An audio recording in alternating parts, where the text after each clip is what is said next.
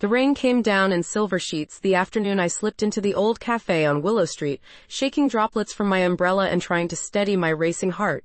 The bell above the door tinkled, and for a moment I hesitated. This place held too many memories of when I was someone else entirely. But I needed the familiarity, a refuge from the churn in my mind. Inside, the cafe smelled of cinnamon and burnt espresso. I shrugged off my coat, oiling its wool fibers, and spotted her behind the counter. Marisol, my best friend from college, now co-owner of this place, her dark curls pinned up and a flour-smudged apron tied around her waist. She looked up, smiled, and her eyes flickered with surprise. "Lena, is that you?" she said, crossing the tiled floor to hug me.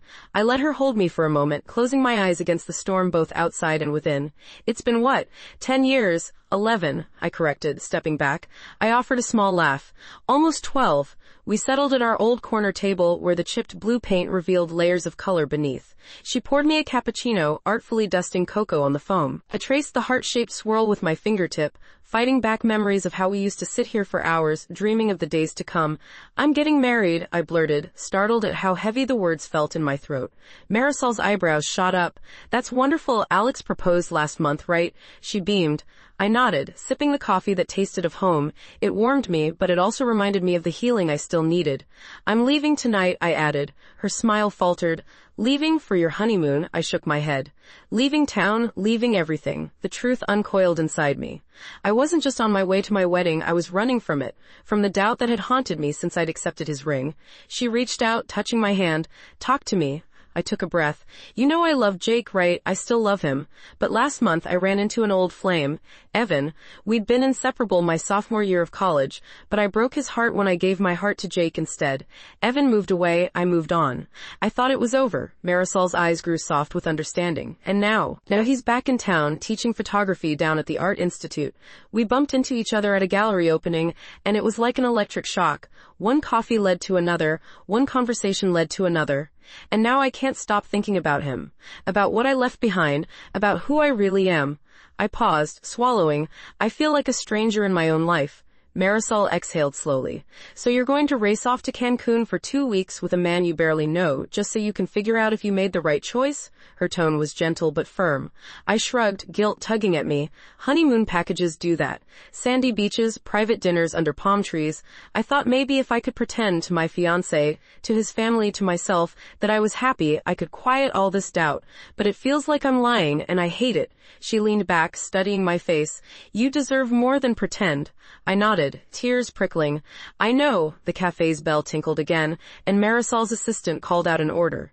The moment felt suspended, a fragile junction. Finally she stood. "Let's get you out of here." She pulled me toward the door. It had led up to a light drizzle. We walked to her old sedan parked under a flickering street lamp, and she slid into the driver's seat. "Where to?" she asked, fingers gripping the wheel. "Anywhere but a tropical beach," I said with a wry smile.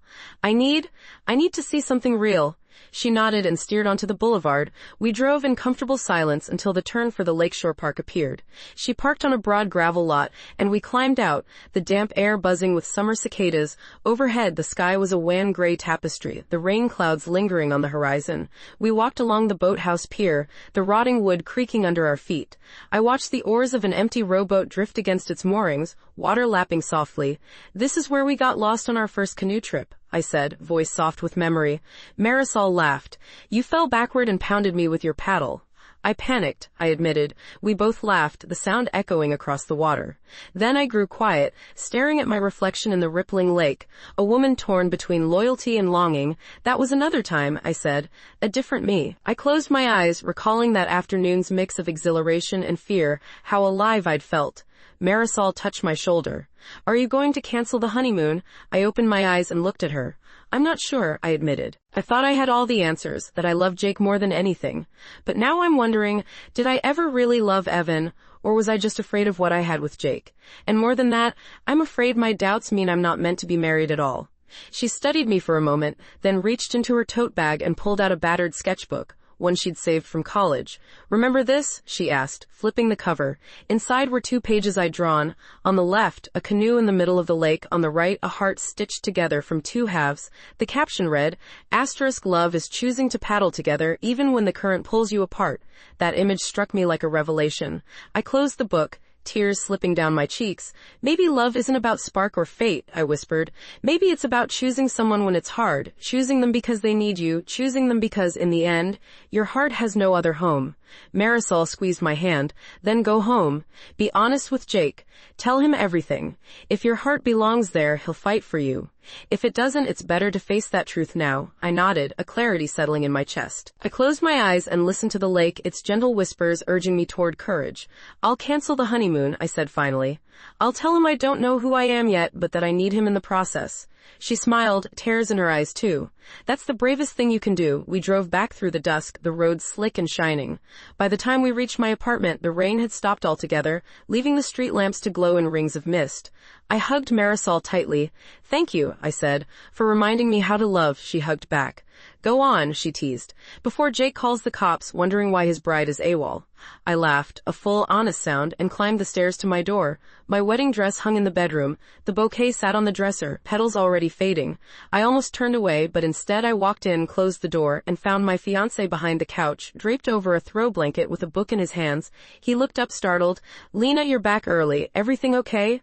I took a steadying breath, feeling the tremor fade.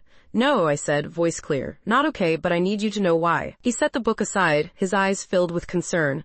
I moved closer, and in that moment I made my choice, to paddle together whatever the current might bring. And as I began to speak the truth, I realized that love, real love, might just be the most honest journey of all.